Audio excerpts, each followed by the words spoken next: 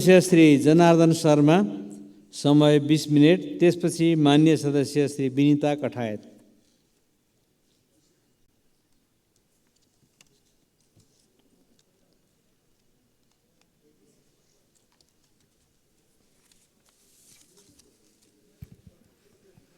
सम्मान्य सभामुख महोदय, सर्वप्रथम म दुःखद घटना सुदूरपश्चिमका प्रदेश आन्तरिक मामिला मन्त्री पृथ्वीबहादुर सिंह र उहाँका परिवारजनहरूको दुर्घटनाप्रति गहिरो शोक व्यक्त गर्दछु र उहाँहरूप्रति हार्दिक श्रद्धाञ्जली, घाइतेहरूको स्वास्थ्य शीघ्र लाभको कामना गर्दछु। आज विनियोजन विधेयकसँग सम्बन्धित खेलकुद, कानुन, कृषि लगायत मन्त्रालयहरूको सन्दर्भमा छलफल भइरहँदा म सर्वप्रथम नेपालको राष्ट्रिय क्रिकेट टिमलाई हार्दिक बधाई भन्न चाहन्छु। नेपाल खेल पर्यटनको लागि, खेल क्षेत्रको लागि अत्यन्त महत्त्वपूर्ण एउटा सम्भावना बोकेको मुलुक हो र यहाँ हामीले विभिन्न स्तरका, विभिन्न अल्टिच्युडका हामीले खेल पूर्वाधारहरू निर्माण गर्यो भने ठुलो खेल उद्योग नेपालमा फस्टाउने छ र धेरै ठुलो आय स्रोत नेपालले पाउने छ। यतातिर हामीले खेललाई हेपिरहेका छौँ, खेललाई हामीले व्यवस्था गरेका छौँ, त्यतातिर त्यसलाई यो प्रवृत्तिलाई अन्त गरेर खेललाई सम्मान गर्ने दिशातिर अगाडि बढाउँ भन्न चाहन्छु। त्यसै गरी शिक्षाको सन्दर्भमा हाम्रो मौलिकता र हाम्रा मौलिक संस्कृतिहरू छन्, आधारहरू छन्। त्यसका आधारमा नैतिक मूल्य मान्यतामा आधारित एउटा शिक्षालाई विकसित गर्नका लागि हामीले पाठ्यक्रमहरू, पढाइको एउटा तरिकाहरूलाई समेत बदलेर नयाँ ढङ्गले विकसित गर्न आवश्यक छ। त्यतातिर हामीले छलफल र बहसलाई हामी अगाडि लैजान जरुरी छ। शिक्षालाई ज्ञान, सिप, उत्पादन र त्यसलाई श्रमसँग एकाकार गर्न नसक्दा आज हामीले दिइरहेको शिक्षा बाट पनि प्रतिफल प्राप्त भएको छैन र हाम्रा साधन स्रोतहरूको उपयोग, समुचित प्रयोग र त्यसबाट हामीले प्रतिफल प्राप्त गर्न सकिरहेका छैनौँ। यतातिरबाट हामीले सोच्नुपर्ने आवश्यकता छ। त्यसको सन्दर्भमा सबभन्दा पहिले आज शिक्षा ऐनको कुरा उठिरहेको छ। शिक्षा ऐनलाई यसै सदनबाट निर्माण गरी शिक्षकहरूको मनोबललाई उच्च बनाउने र पेशागत विकासका साथै क्षमता विकासका कुराहरूमा पनि हामीले त्यसमा उल्लेख गरेर अगाडि बढ्न जरुरी छ। साथसाथै विद्यालय कर्मचारीहरूको सन्दर्भमा जुन विषयहरू उठिरहेको छ, उनीहरूको पारिश्रमको जो प्रश्न छ र त्यसको बारेमा नेपाल सरकारबाट गठित तलब सुविधा आयोगले सिफारिस गरिसकेको छ, त्यो सिफारिसलाई कार्यान्वयन गर्ने दिशातिर पनि सरकार अगाडि बढोस् भन्न म चाहन्छु। 12 कक्षा पढ्ने विद्यार्थीहरूलाई कक्षाबाट निस्कँदा एउटा सिपयुक्त बनाउने कार्यक्रम गत वर्षको कार्यक्रम थियो र यस वर्ष त्यो कार्यक्रम हटाइएको मैले पाएको छु। त्यो कार्यक्रमलाई हटाउनु आफैमा बेरोजगारी वृद्धि गर्ने कुरा हो। 12 कक्षा पढेर निस्किने विद्यार्थीले एउटा सिपसहित बाहिर निस्कियो भने ऊ अवश्य पनि स्वरोजगार हुन सक्थ्यो। त्यतातिर म ध्यान आकर्षण गराउन चाहन्छु। आज ग्रामीण क्षेत्रमा विद्यालयहरूमा शिक्षकहरू छैन। मधेसमा, पहाडमा, हिमालमा आज शिक्षकहरू छैन र ती शिक्षक बिनाका विद्यालयहरू छन्।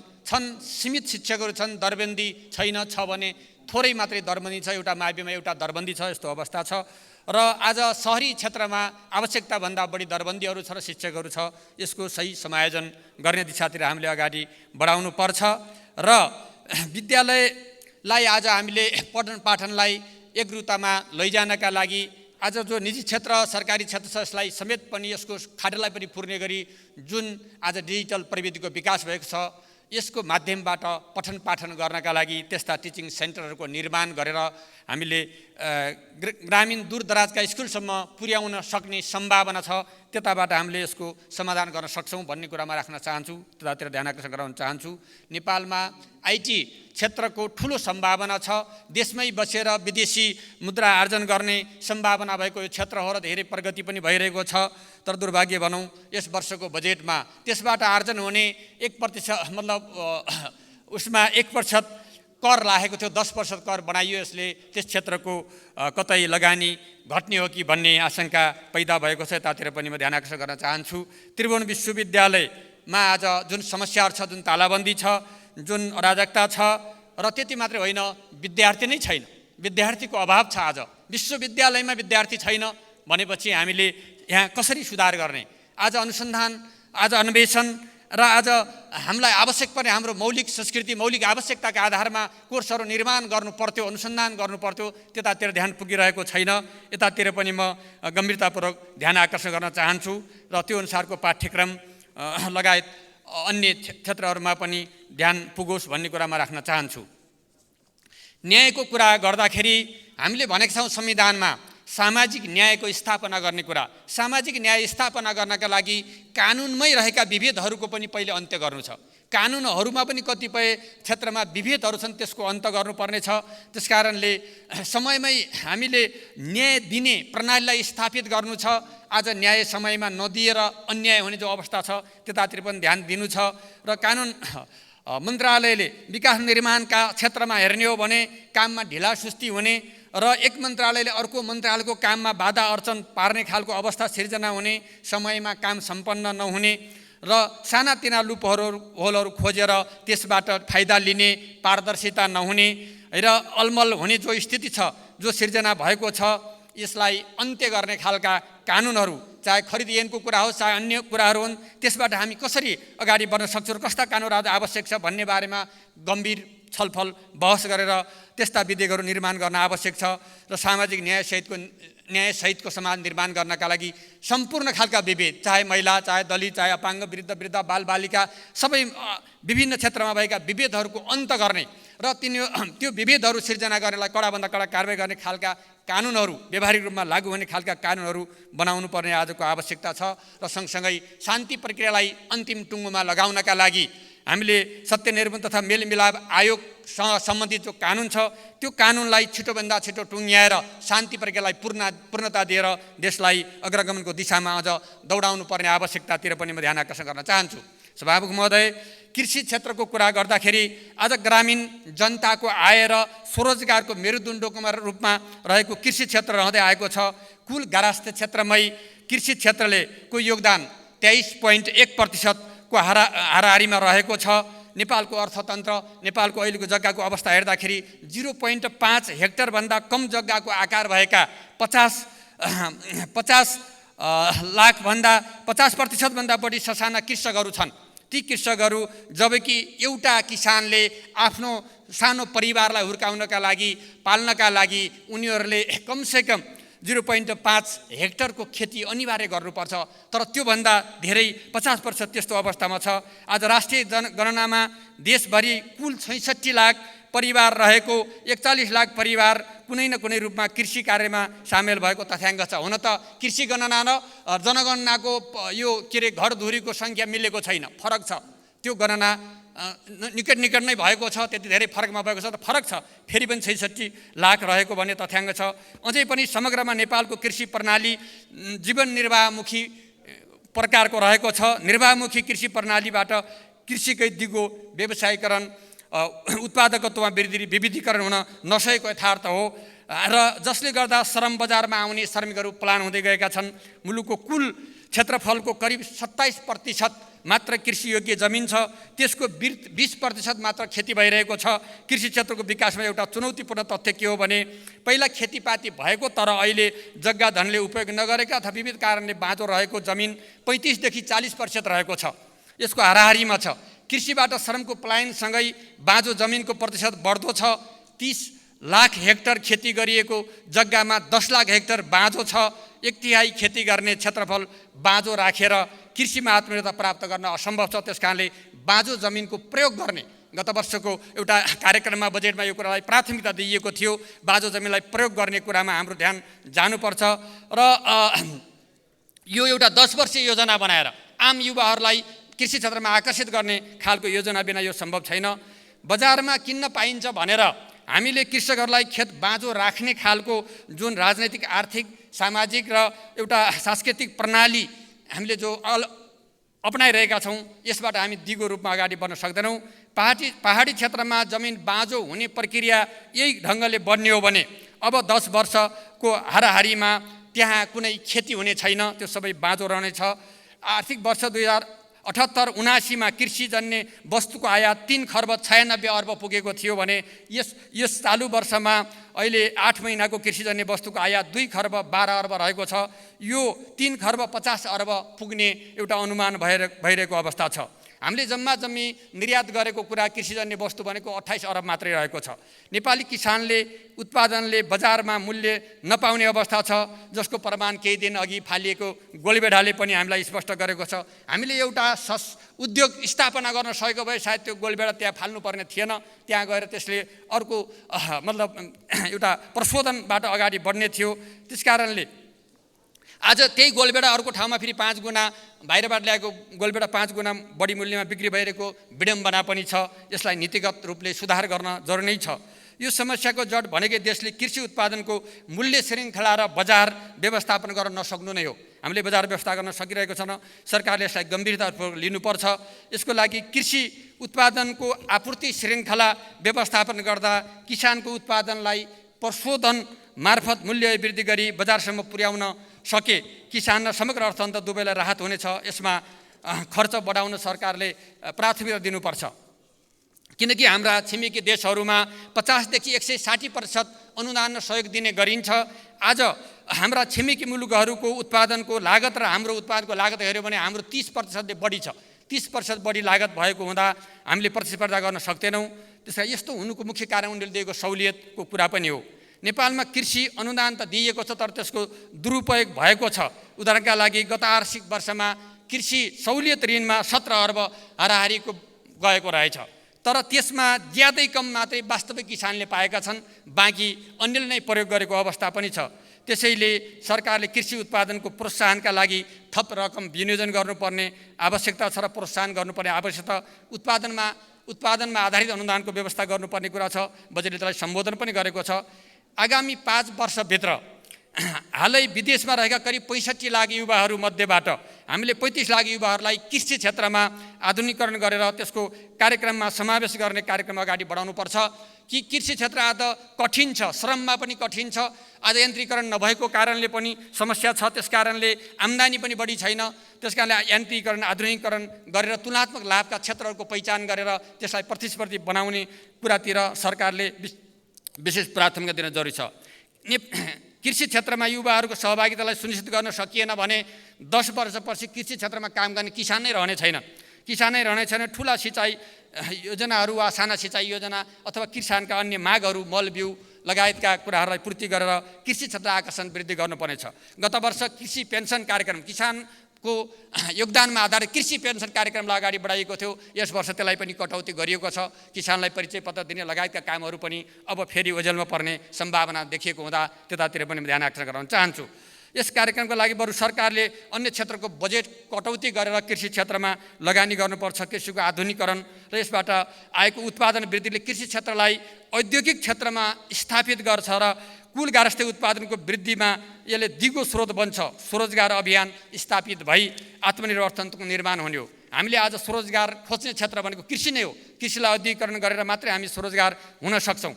कृषि क्षेत्रको यस्तो चुनौतीपूर्ण अवस्थामा साना कृषक तथा कृषि उत्पादन परिवार समूह तथा कम्पनीहरू एकीकृत गर्दै त्यसलाई सानो सानो टुक्रामा छ। आज 2.1 हेक्टरको टुक्राहरूको बाहुल्यता छ। त्यो टुक्राहरूलाई पनि सामूहिकताका आधारमा हामीले एउटै बाली लगाउने खालको अवस्था गरे समूह सहकारी बनाएर कामलाई अगाडि गर्न सक्ने नीति हामीले बनाउनुपर्छ। त्यसबाट अगाडि बढ्नुपर्छ। यो बजेटको दिशा स्पष्ट छैन। रासायनिक मल र बिमा अनुदान उपभोगमा खर्च गर्ने कुराहरू त केही छन्, तर उत्पादन अभियानको लागि पर्याप्त यहाँ बजेटहरूको अभाव देखिन्छ। कार्यालयको सन्दर्भमा केही पुनर्संरचना आवश्यक थियो, त्यहाँ भएको पनि छ, तर 10औं महत्त्वपूर्ण कार्यालयहरूको बजेट शून्य गरिएको छ। यसले धन अन्यलता सिर्जना गरेको छ। प्रयोगशालाहरू र मात्र होइन, स्रोत केन्द्रहरूका रूपमा रहेका फार्महरू एकै प्रदेशको माथामा राख्दाखेरि त्यसलाई समग्र अरू प्रदेशहरूले त्यसबाट लिने फाइदामा कतै वञ्चित हुने हो कि भन्ने आशंका उब्जिएको छ। त्यसकारणले कृषि क्षेत्रको अन्योलता र खाद्य सुरक्षाको जोखिम वर्तमानमा कृषि क्षेत्रमा अन्योलताबाट गुजिरहेको छ र यो अन्योलता कृषक र कृषिको संरचना, कृषि अनुसन्धान सबै क्षेत्रमा व्याप्त छ र यो अन्योलता बीच कृषि उत्पादनमा परनिर्भरता चुलिदो छ र यो अन्योलग्रस्त अवस्थालाई नचिर्ने हो भने कृषि क्षेत्रले गति लिन सक्ने अवस्था छैन।